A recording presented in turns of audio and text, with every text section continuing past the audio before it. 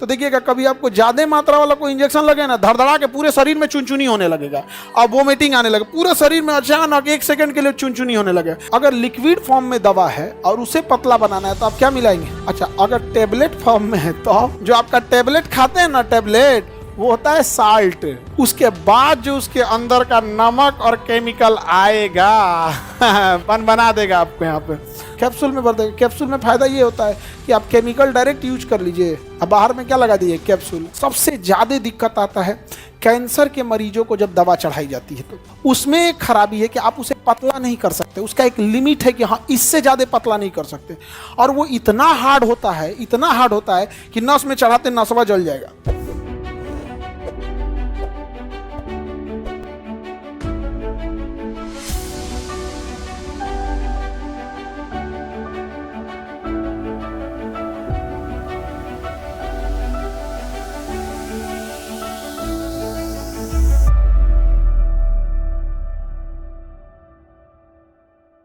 तो दवाइयों को संख्या बढ़ाने के लिए, दवाइयों की मात्रा बढ़ाने के लिए या तो उसमें हम जल मिलाएंगे या तो उसमें नमक मिलाएंगे। अगर लिक्विड फॉर्म में है तो उसको बढ़ाने के लिए, उसकी मात्रा क्या करने के लिए? बढ़ाने के लिए क्या मिला लेंगे? जल। अब जैसे मान के चलिए कोई शुद्ध दवा है तो आप कहेंगे कि क्या जरूरत है इसको पानी मिलाने की? पानी मिलाना जरूरी है, वरना शुद्ध दवा अचानक से पहुंचेगा बॉडी में ना तो उतना दूर का बॉडी संभाल नहीं पाएगा, और इतना अचानक मैसेज जाएगा ब्रेन पे कि दिक्कत हो जाएगा। तो डॉक्टर उसको पंचुछुर करने के लिए, उसकी मात्रा बढ़ा के डाइल्यूट करने के लिए उसमें क्या मिलाएगा? आसू जल।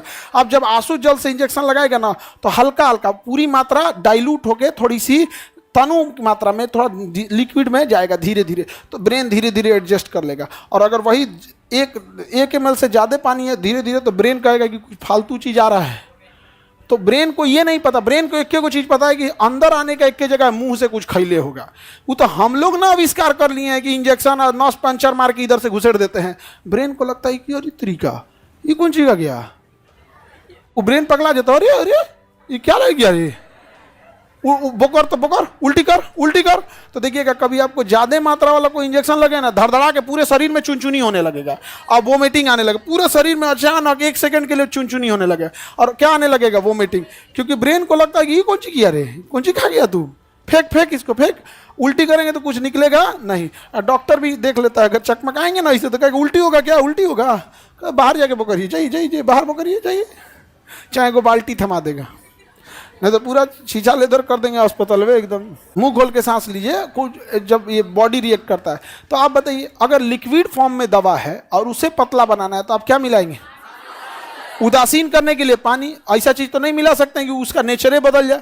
अच्छा, अगर टेबलेट फॉर्म में है तो तब नमक। जो आपका टेबलेट खाते हैं ना, टेबलेट वो होता है साल्ट। क्या होता है? साल्ट। नमक क्या होता है? साल्ट।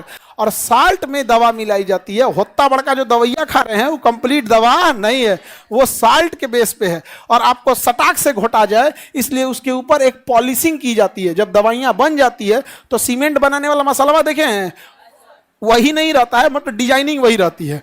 उसी में वो दवाइया के केमिकल को डाल दिया जाता है और फेविकोल की तरह एक पेस्ट आता है, उसको 2-3 बाल्टी डाल देगा और उसमें खूब अच्छा से मिक्स हो जाएगा। जब अच्छा से मिक्स हो जाएगा तो उसे पेस्टिंग कहते हैं।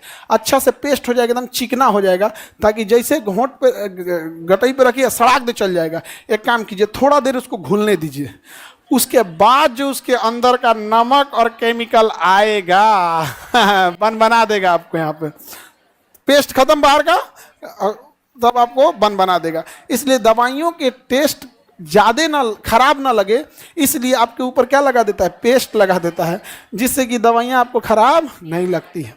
समझ में गया? लेकिन अगर दवाइयों को जल्दी घुलाना है तो कैप्सूल में डाल देता है। किस में डाल देता है? कैप्सूल में डाल देता है। तो फिर उसको क्या भर देगा?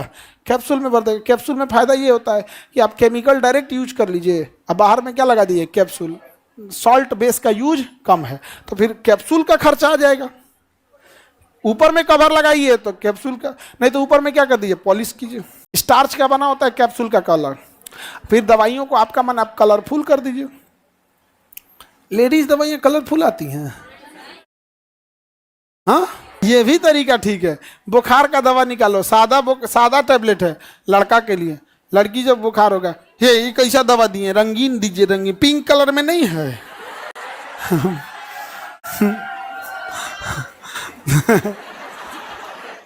क्यों लड़की लोग बताओ, तुम लोग का तो कोई ख्याल ही नहीं रखता है। देखो हम कितना मानते हैं तुम लोग को।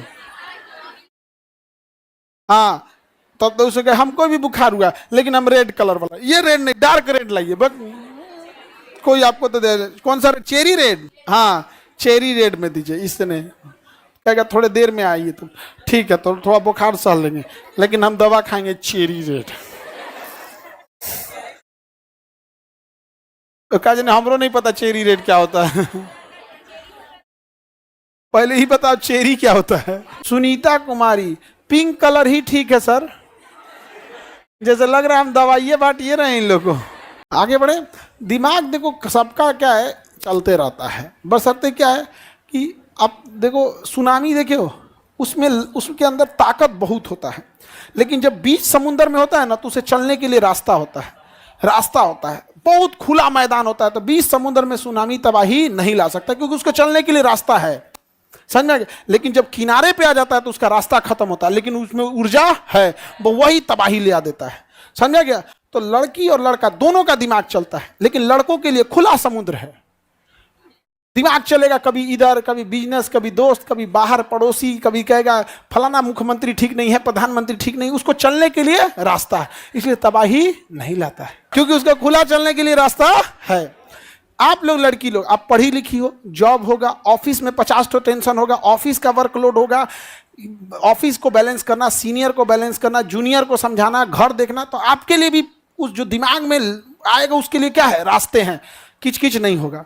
आप ही लोग सोचो, दिमाग तो चल रहा है, उसे तो बंद नहीं कर सकते, आपको बंद कर दिया जाए, ले अब वही सुनामी की लहर किनारे तट पर आ गई है, ले सुनाई, ले आओ तबाही मचाते हैं तुमको, ले आओ, नहीं समझ आ गया, तबाही का शिकार बन जाएगा। पता चला आप घर में बैठल रहेगा, हस्बैंड आएगा ऑफिस से, आओते ही आओ दे आओ, तोरे बताते हैं हम फुल चार्ज होके बैठल है। वो बेचारा थकल रहेगा, आई दिन में 2 नींद सूत के फुल चार्ज, आओ आओ आओ तोरा तबाही ले आते हैं। आप लोग ठीक है पढ़ाई वगैरह कर रहे हैं, अपने से सोच के देखो, आप ही लोग को अगर पढ़ाई लिखाई करो कैसा लगेगा अजीब। लॉकडाउन में तो हम लोग घर के अंदर बैठे पागल हो गए थे, लोग एकदम परेशान हो गया था। उसमें से ना बाल काटने वाले लोग भी नहीं खोल रहे थे दुकान, सख्त मना था सैलून वाले पे, क्योंकि ना कोरोना पास से बढ़ता था यहाँ पे। तो हम अपने छोटे भाई सबका बाल हम काटे और उन सब का हम अच्छा से काटे, और सब एकदम बिदोर दिया, सब एकदम अजीब टाइप का काट दिया। यहाँ पे कहीं दाढ़ी काटने के लिए तो कैंची दिया, एक और का साफ कर दिया, पूरा साफ कर दिया। तो अब जो आदमी दाढ़ी रखा है साफ कर दीजिएगा तो कैसे हो पाएगा, तो फिर करीखा पोत के ताकि कैमरे का लाइट को थोड़ा जूमिंग पावर ब्लर करके तब पढ़ाए थे यहाँ पे 2-4 दिन तक। कैसे क्या पोत के लॉकडाउन में तो सांसद कर दिया था।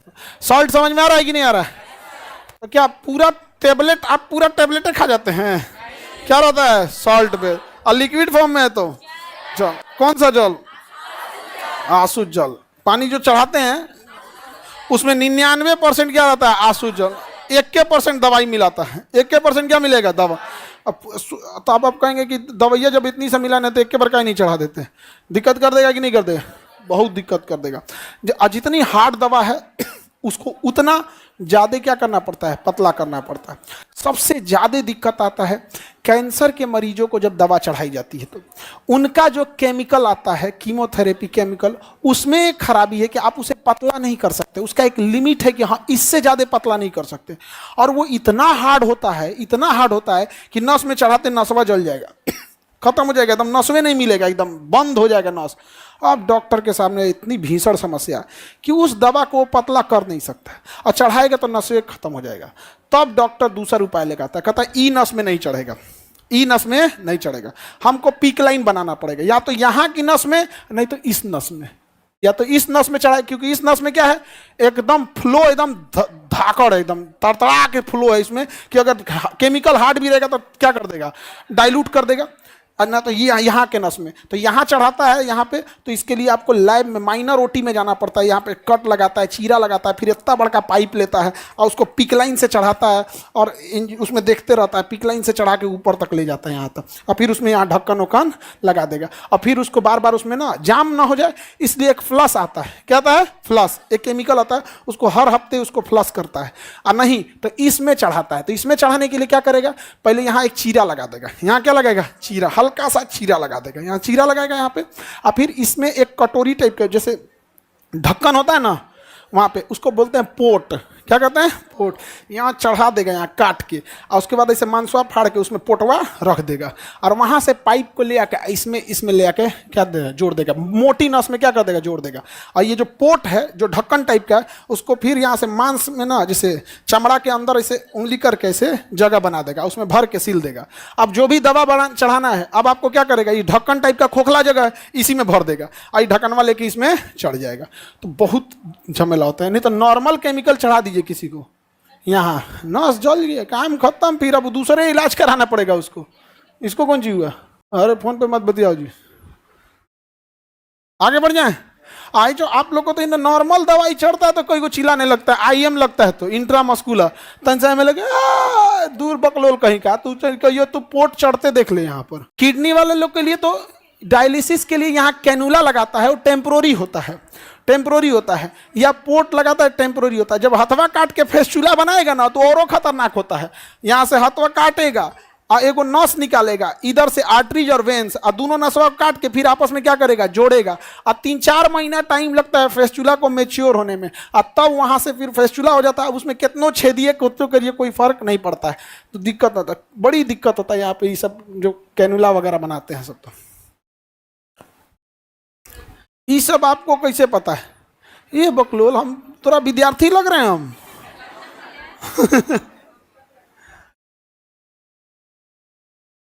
आगे बढ़ जाए तो आप समझिए, उदासीनीकरण की अभिक्रिया बहुत मेडिकल साइंस में बहुत हेल्प करेगा कि नहीं? क्योंकि भैया एसिड बेस को बैलेंस करना बहुत ज़्यादा जरूरी है, बहुत ज़्यादा क्या है? जरूरी है। साल्ट बेस हो गया और ये क्या हो गया? जल हो गया, जल हो गया। Any problem? हाइड्रोजन में क्या नहीं रहता है? आप इलेक्ट्रॉन नहीं रहता है, न्यूट्रॉन नहीं रहता है। हाँ ठीक तो है, हाइड्रोजन के उसमें तो आप फर्स्ट चैप्टर नहीं पढ़े थे? अच्छा फर्स्ट। देखिए बाबू का क्वेश्चन है कि सर हाइड्रोजन में न्यूट्रॉन नहीं रहता है तो कोई दिक्कत होता है उसको? उसका हाइड्रोजन में केवल एक प्रोटॉन रहता है, इस वजह से वो अगर न्यूट्रॉन रहता तो हाइड्रोजन स्टेबल होता। अगर न्यूट्रॉन होता हाइड्रोजन में तो स्टेबल होता कि नहीं होता? स्टेबल होता। लेकिन न्यूट्रॉन ना होने के कारण हाइड्रोजन स्टेबल रहेगा नहीं, इसी कारण उसे क्या कहा जाता? आवारा तत्व। क्या कहा जाता? आवारा। और अगर न्यूट्रॉन रहता तो बैलेंस हो जाता, आवारा रहेगा नहीं। बैठिए, और कोई दिक्कत? गुड, बताए तो थे बाबू। उसे क्या कहते हैं? आवारा तत्व कहते हैं, अनस्टेबल करते हैं। आगे बढ़े। इतना डिटेल से आईसीयू वाला मत बताया कीजिए। यूपी बोर्ड से 10th और 12th पास करी है और इंजीनियर डॉक्टर बनने का सपना लेकर हम आगे बढ़ रहे हैं, और कोटा सबसे बेस्ट प्लेस है। मत बताया कीजिए। एगो तो तुम लोग का नखड़े नहीं खत्म होता है। हे भगवान क्या होगा, यहाँ भीड़ में रहेगी सब ना लड़की सब, हे भगवान नस कट गया, ये कट गया। और जब कोई नहीं देखेगा ना, एक ड्राम में पैक कर।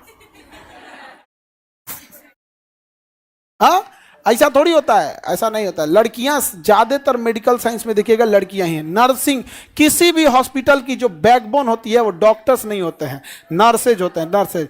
हम लोग को लगता है ना कि डॉक्टर डॉक्टर डॉक्टर, जो हॉस्पिटल चलाता है उससे पूछिए, उसका कहना है कि सर नर्सिंग स्टाफ अगर सपोर्टिंग है तो काम खत्म। क्योंकि डॉक्टर प्रेस्क्राइब कर देंगे ये दवा चलेगा, ये चलेगा। ऑपरेशन थिएटर के बाहर निकला, ऑपरेशन थिएटर के बाहर निकला, कंप्लीटली किसके हाथ में चलाता है? नर्सिंग। बीपी बढ़ा, बीपी फ्लक्चुएट हुआ, वाइटल मेंटेन करना है, दवा देना है, क्या नहीं देना है, कंप्लीट किस पे चला जाता है? नर्सिंग के साथ। बस आपका जितना देर तक है आप कहाँ पे हैं? ओटी में है। तब तक ओटी में भी क्या है? ओटी में भी चीर चार दिया एन तेन, उसके बाद स्टेबल करने के लिए एनेस्थीसिया को संभालने को दे देता है। एनेस्थीसिया वाला देखता है होश में आ गया, एनेस्थीसिया का काम खत्म है, चलो ले जाओ। आईसीयू में ले जाओ। अब वहां से देखिएगा तो 2-4 गो नर्स, एगो पानी लेके दौड़ल है, एगो ऑक्सीजन लेके दौड़ल है, एगो पहले से है बेड वोड रेडी के लिए धड़ाधड़, और उधर डॉक्टर के अपना चाय पानी पी रहे हैं। सबका काम है, ऐसा नहीं करें कि डॉक्टर का काम नहीं है, बट डॉक्टर का काम है, उसे डॉक्टर को प्रॉपर इज्जत मिलती है। एग्जैक्ट उतना ही काम एक नर्स का होता है, नर्स को इज्जत नहीं मिलती है। मेरा कहने का मतलब यह है कि उसका भी प्रॉपर इज्जत होना चाहिए। यहाँ पर नहीं समझ आ गया?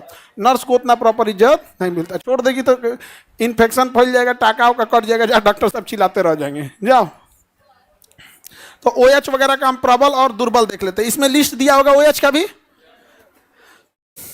नहीं दिया है? अच्छा, कुछ प्रमुख क्षार दिया हुआ है, दिया है ना? देखिए NaOH, सोडियम हाइड्रोक्साइड। साबुन बनाने में किसका यूज होता है? NaOH।